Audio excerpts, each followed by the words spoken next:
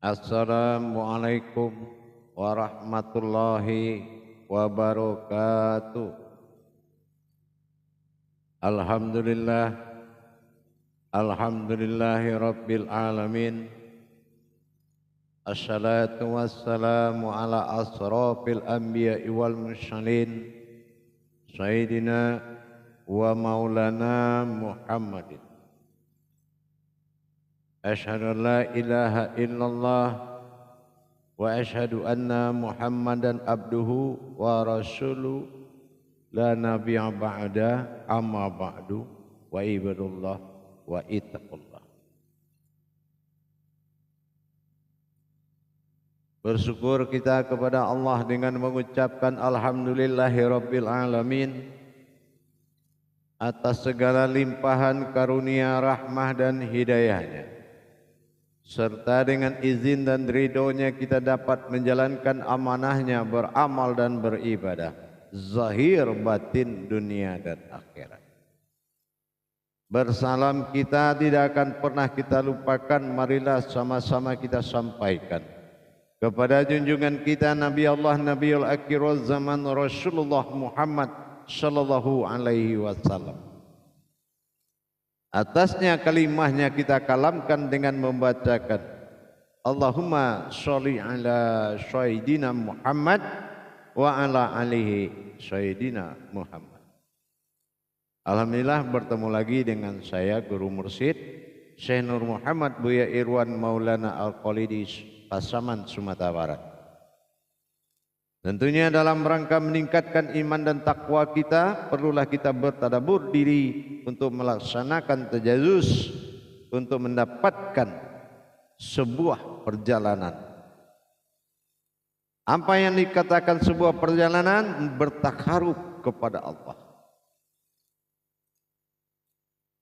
Hadirin dan jamaah, dalam makom majelis zikir Ma'rifatullah, tentunya dalam tayangan YouTube Buya Pasaman Timur, perlulah kita mendapatkan bimbingan dan tuntunan untuk kebenaran sebuah perjalanan. Tanpa bimbingan dan tuntunan tidak akan pernah kita mendapatkan sebuah perjalanan, karena perjalanan inilah yang sangat menentukan. Kebanyakan orang hanya bisa mengatakan suatu khadim, suatu keputusan, tanpa sebuah perjalanan yang berakhir dengan tujuan. Di dalam memahami misteri-misteri rahasia intan berlian yang ada di dalam Islam, yaitu diri berwujud, Tuhan sebuah wujud. Ini tidak mudah kita dapatkan kalau kita belum memahami, apalagi menuju hakikat terbukanya kewalian diri kita. Dalam waktu dan pertemuan ini yang kita muliakan ini, saya akan melanjutkan dari yang terdahulu dalam tayangan saya tentang persiapan seperti apa dalam bentuk mencapai kewalian.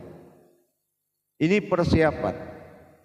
Tapi pada waktu dan kesempatan ini saya akan meningkatkan tentang persiapan terhadap kodrat. Kalau yang awal persiapan terhadap niat, seperti apa gaya hidup, pola hidup seorang wali.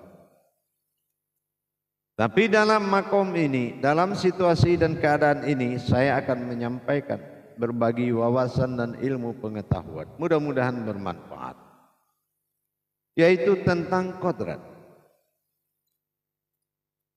Kalau di dalam Islam ada kata la ra'abaniyah fil Islam, tidak boleh ada perantara di dalam Islam, tetapi di dalam hakikat Islam itu sendiri adalah ilmu yang menjadi sebuah perantara, adalah pengakuan dalam sebuah wujud kodrat. Kodrat ini bisa juga menjadi suatu perantara yang membuat Allah bersekutu? Tentunya dengan adanya keakuan kita. Kalau keakuan kita ini masih ada, maka ini akan membuat pengijabahan oleh Allah tersebut terhadap nilai ma'rifat, terhadap nilai pandangan. Ini akan membuat suatu persoalan yang mana amalan itu akan mendapatkan rasa ragu, bimbang, dan sering lepas dari pertahanan hakikat hati. Ini gunanya kita mentadabur diri. Diri yang ditadabur tadi adalah penyaksian terhadap sesuatu yang maujud adalah wujudnya Allah, bukan dirinya lagi. Nah, ini yang dikatakan kodrat. Dalam kodrat kewalian, seorang wali itu sudah mencari nikmat keumatan. Kenapa? Karena dia mendapatkan nikmat dunia hasanah. Dia bagaimana merasakan kehidupan keumatan. Kalau soal kehidupan la maujudun illallah, beliau sudah tidak akan diragukan lagi sebuah wujud batinnya Allah yang terlihat. Nah, ini yang harus kita pahami lagi. Jangan merasakan mengamalkan, tapi menjadilah suatu kodrat yang diamalkan. Tiap malam diamalkan oleh zat dan sifatnya Allah. Zat mengamalkan melalui jantung sampai terlihat batin yang nyata. Dan sementara rahasia sirnya Allah mengamalkan hayatnya, hidup menjadi hidupnya sendiri dengan napas yang tidak berhenti berzikir. Untuk mendapatkan hal yang demikian, tentu kita harus belajar mentadabur diri tadi. 4 tadaburan diri tadi harus dilaksanakan. Pertama, dari sisi wujud, harus jelas adanya kamu. Kenapa? Ada apa dengan Allah dengan adanya kamu? Nah, itu ada wujud. Apalagi sir, rahasia. Apa yang menjadi rahasia? Adakah rahasia atau memang kodrat berwujud rahasia? Diperjelas dan dinyatakan untuk dihadirkan. Yang ketiga adalah batin. Apakah iya batin ini terlihat atau tidak terlihat? Dan apa yang dimaksudkan dengan batin? Apa rasa, apa pandangan? Ini diperjelas sampai nyata. Yang terakhir kodrat. Nah, ini juga sudah kita sampaikan dalam tausiah yang lalu. Tetapi pelaksanaan kejiwaan kita kepada Allah, itulah yang sampai, bukan marifat. Tidak ada marifat yang mampu mendatangi Tuhan. Mendatangi Allah tidak ada yang mampu. Laisa kamitslihi min syai'un.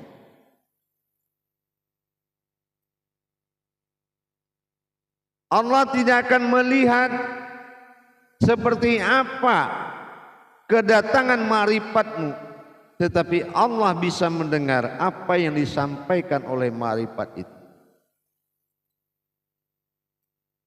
Kodrat seorang kewalian itu tidak memiliki tuntunan keumatan dari Allah terhadap kodrat-kodrat lapisan-lapisan dirinya. Qalbinya sudah berganti dengan sulbi.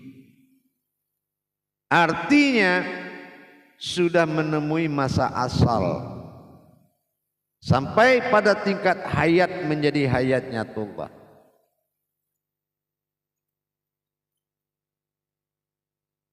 Melaksanakan takarub seperti ini, menghadirkan, menjadikan diri ini rahmatan fil alamin dengan takhluknya seluruh alam kepada diri, Tentu dengan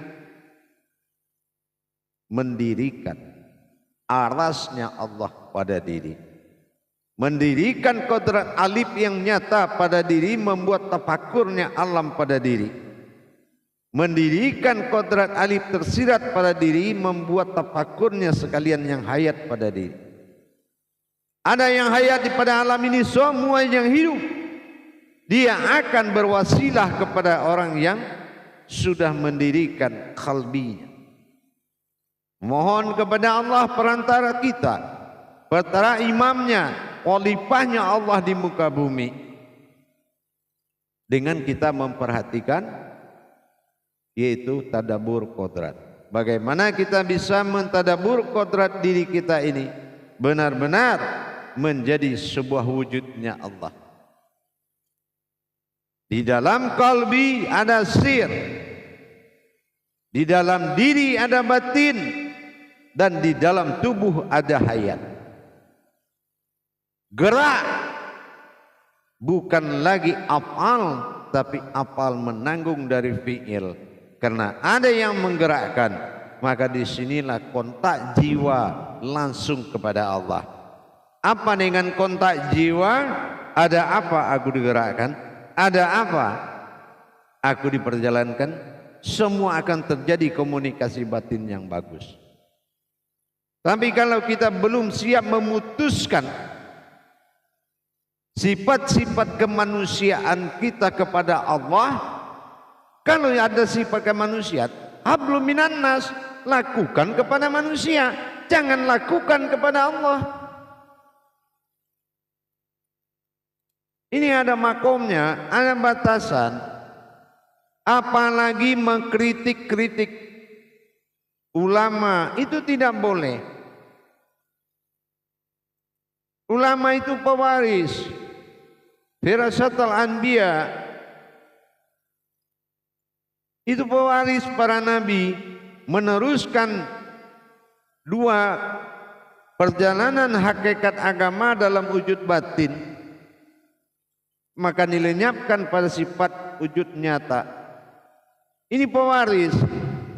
Jangan kemudian lihat siapa yang berbicara, tapi lihatlah apa yang dibicarakan. Jangan mencari kemudahan, tapi minta kekuatan untuk menjalankan.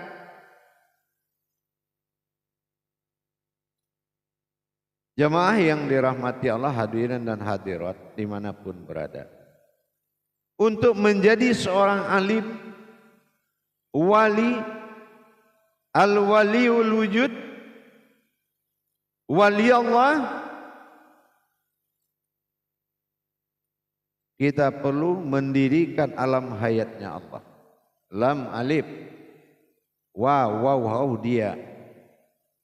Sudahkah dia menjadi alam hayatnya Allah, al-waliyun? Menjadi alam hayatnya Allah, pastilah kita mentadabbur diri, kaji usul awal mula jadi. Dengan apa? Bukan dengar dengan cerita, dialami dengan masa kusuk.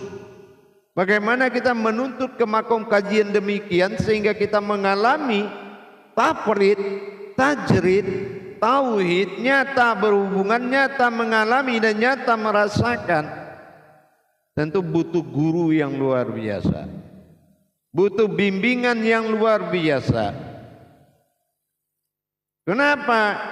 Di dalam belajar pendekatan takarubun diri kita kepada Allah, masa tauhid kita sangat dituntut. Apa yang dimaksud masa tauhid? Masa perjalanan iman. Kalau mental kita masih, iman kita berupa mental, ini akan susah untuk mendapatkan makom kewalian tadi. Jadi harus benar-benar dibuktikan dengan diperjalankan. Mengikuti pengajian benar-benar memperjalankan kerohanian kita kepada Allah. Berbeda dengan akhidatul kharimah. Kita belajar baik dari keburukan, tapi belajar diri kepada Tuhan menurut tuntunan ma'rifatullah. Kita lihat sekarang banyak pemahaman-pemahaman yang membuat umat kebingungan. Padahal pemahaman itu tidak akan pernah didapati oleh seseorang yang tidak dikehendaki Allah. Pelajari Al-Baqarah ayat 269. Jelas tidak akan ada orang yang bisa menghikmah apapun tanpa izin dan orang pilihannya. Tiba-tiba masuk pemahaman menurut diri seseorang yang menjadi guru, katanya ini yang akan merusak umat. Tapi bagaimana kita bisa memberangkatkan umat ini supaya dia bisa menerima hak dari Allah untuk mengamalkan dan memahami? Untuk paham saja Allah kunci. Paham saja. Makanya dibilang hukum makrifat itu apa? Lebur paham wujudlah ilmu. Lebur ilmu wujudlah aku, kata Allah. Lebur aku wujudlah Muhammad, dan Muhammad itu adalah wujudku. Nah, pernahkah kita berpikir dengan iman? Jangan semua dilarikan kepada amaliyah. Tidak mungkin program kerja pejabat dengan program pekerja seorang pekerja itu tidak mungkin sama. Tuntunan ketuhanan dengan tuntunan iman itu beda. Tuntunan akidah itu beda. Harusnya diestafet orang yang belajar, jangan dihimpun terus dalam satu makom. Kita contohkan tarekat.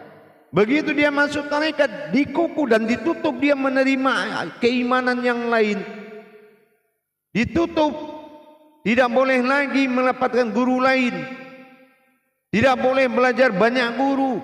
Memang tuntunan tidak boleh, tapi kebenaran itu datang dari siapa saja. Kita belajar bukan untuk unggul dari orang lain. Kita belajar untuk membantu orang lain. Kita diberikan kelebihan bukan merendahkan orang lain, tapi menyelamatkan orang lain. Kenapa itu? Umatin. Iya, umatin. Ilmu itu estafet kepada umat. Banyak makhluk tentu jadi umat. Banyak umat belum tentu bisa jadi hamba. Apa yang ada di iman kita? Kalau kita membesarkan diri di jalan besarnya Allah, meskipun jalan diri kita kecil, tapi carilah waktu untuk membesarkan Allah. Bukan membesarkan diri di jalan Allah, tapi besarkan Allah di jalan diri. Selamat umat. Jadi seorang wali, seorang pesuruh Allah ke tingkat ilmu harus melalui proses syahadat. Kalau dia belum mampu mengeluarkan pemahaman dari satu syahadat, apapun bentuk makom kajiannya, dia tidak mampu mengeluarkan dari syahadat, berarti kewaliannya belum sempurna. Semua itu diletakkan pada posisi tauhid. Jadi jangan dibawa kemana-mana. Nah, inilah tugasnya para wali, meluruskan ibadah umat dengan ilmu. Jadi jangan membenarkan yang rusak. Membenarkan yang rusak itu amaliyah. Tingkat pemahamannya, penyelesaiannya, akidah imannya itu sudah membentuk makom yang lain. Tapi kerusakan diri bertuhan harus dibenarkan lagi oleh ahli diri. Itu yang dinamakan Amirul Mukmin. Inilah wali. Tapi sekarang kita lihat sebagian. Kalau ada yang aneh-aneh, ada orang sakit jiwa bisa baca ayat dibilang wali Allah. Ya. Mana mungkin martabat sebuah Tuhan seperti itu? Bukan. Tapi martabat Allah Tuhan dimuliakan dan diagungkan, disucikan dari pandangan, disucikan dari pendengaran. Itu Tuhan. Wujudnya adalah wali, berarti wujudnya ini mencerminkan zahirnya Allah. Waz-zahiru mu'alal batin, zahirmu memperlihatkan batin, kata Allah.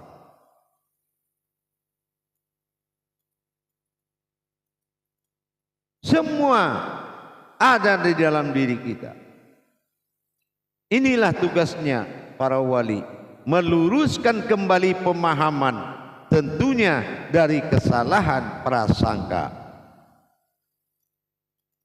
Insya Allah mudah-mudahan dengan kita selalu bekerja sama, selalu saling mengisi, selalu saling meluruskan. Jangan salah memahami, kedekatan Tuhan pada diri bukan untuk melumpuhkan dan merendahkan orang lain. Ingat itu. Sumber keselamatan, ma'ul hayat, adalah kebenaran seorang yang telah mencapai kebenaran Allah, sidiknya. Jadi mudah-mudahan mari kita semakin hari meluruskan kebenaran Allah. Agar apa? Agar kita terangkat oleh Allah dan terselamatlah semua umat. Bentuklah keulamaan kita dari kealiman terlebih dahulu. Bagaimana kita belajar dan dituntun dalam kealiman sebelum diturunkan ke tingkat kepahaman keulamaan. Alim ulama, alim ulama, ingat itu. Inilah yang dikatakan proses persiapan kodrat tingkat kewalian harus benar-benar yang hakikinya menjadi terdepan, mampu meletakkan sifat bertingkah kepada zat, mampu memperjalankan afal berwujud sifat, dan mampu melaksanakan akidah di dalam iman, mampu melaksanakan iman di dalam ilmu. Itu yang bagus. Bukan kita memilah-milah dan memisahkan. Adab berilmu bukan adab berumat. Adab berilmu bukan adab berumat. Adab berumat itu tata tertib, tapi adab berilmu adalah memenuhi rukun hakikat. Jemaah yang dirahmati Allah rahimakumullah. Insya Allah dengan kita benar-benar walazina jahadu fitna lahamdiyahum subulana, benar-benar ayat 6 kabut ayat 9, benar-benar kita menjadi jalan, mencari jalan sampai menjadi jalan. Dunia ini nyata, nyatanya apa? Bukan melihat ciptaan yang nyata, apa yang mampu yang kamu nyatakan di jalan Allah, apa yang kamu mampu lihat dengan nyata. Semuanya nyata, tidak ada yang tersembunyi. Maka barang siapa yang tidak sembunyi, itu adalah telah dihinakan. Makhluk dihinakan. Dihinakan itu apa? Tidak boleh ke masjid, dia tidak terlihat, suara aja yang ada, baunya begini-begini, enggak boleh sholat. Tapi Allah bukanlah wujud yang hilang, tapi dia tidak tercapai oleh imanmu, maka kamu tidak melihat dan tidak bisa mengakui dan melihat yang tidak nyata itu sekarang sudah nyata. Allah bukan wujud yang hilang yang harus dicari. Allah adalah waz-zahir wal batin. Allah adalah berwujud, bersifat kepada zahir yang berasal dari batin. Maka tinggal kita bagaimana kita mencari, memperjuangkan pandangan, mendapatkan usul diri adalah batin, muncul pada zat yang terlihat, sehingga hayat kita menjadi hayat yang tidak berbau tanah, tapi hayat yang berwangi-wangian dengan Allah, yaitu rasa sayang, rasa rindu. Insya Allah persiapan kodrat itu memang sangat wajib. Dan belajar menjadi seorang wali itu tidak semudah apa yang kita pikirkan. Tapi kalau tepat pada guru hak, murid yang hak, ilmu yang hak, pelajaran itu sangat mudah sekali. Sehingga menjadi nikmat dalam belajar. Alhamdulillah para jemaah dan hadirin, kaum muslimin dan muslimat yang ingin belajar mendapatkan tuntunan tauhid, pendekatan diri kepada Allah, bermuqarabun, berwasilah, belajar bertolabul ilmi faridatu ala kulli muslim insyaallah. Silakan menghubungi nomor telepon saya, Guru Mursyid Syekh Nur Muhammad Buya Irwan Maulana Al-Qalili Sumatera Barat. 081398337904 dengan tulus ikhlas kita akan sama-sama belajar dengan kurikulum yang ditetapkan dalam YouTube Buya Pasaman Timur, memiliki kelompok pengajian dan dihitung jadwal pengajian live per minggu sekali hanya untuk mendapatkan suatu nilai iman dan takwa. Tidak ada yang lebih dan tidak ada yang hebat. Kita sama-sama belajar. Silakan menghubungi nomor telepon tersebut. Mudah-mudahan Allah memberikan suatu jodoh pertemuan belajar dengan saya, insya Allah. Tapi kalau memang Allah belum menjodohkan, mungkin amir mukminnya mungkin beda. Mungkin pada makom-makom yang lain, tapi kalau dalam makom saya hanya hati yang menentukan. Insya Allah mudah-mudahan bermanfaat bagi kita membangun kodrat ketuhanan pada diri kita, yaitu dengan pencapaian tingkat kewalian. Insya Allah mudah-mudahan bagaimana kita rasanya ingin dekat, mungkin yang dekat itu terlalu dekat, jadi rasa itu datang. Tapi mungkin kita berpikir sebagian karena rasa dekat itu tidak ada, rasa ingin dekat ada. Nah, itu sebetulnya yang ada adalah rasa dekat. La ta'an mahabbatun wa inallahi ilallah. Tidak mungkin kamu bisa merindu kalau tidak saya yang merindu kepadamu. Nah itulah. Makanya tidak ada istilahnya air mata ini berasal dari mana di bumi ini. Langit dan bumi tidak bisa menciptakan air mata. Itu mahabbatullah. Al-banasud. Itu adalah buah rindu dari Allah. Kalau kamu rindu, sebetulnya dia yang sudah rindu. Bagaimana sebuah jiwa meninggalkan diri dan jiwa itu adalah kamu. Itulah ruhani. Insya Allah mudah-mudahan kita selalu dengannya. Wa huwa ma'akum aina ma kuntum. Yakin dimanapun kamu berada, di situ dia. Barakallahu ya karim ya rahman ya rahim. Akhirul kalam wabillahi taufiq wal hidayah. Assalamualaikum warahmatullahi wabarakatuh.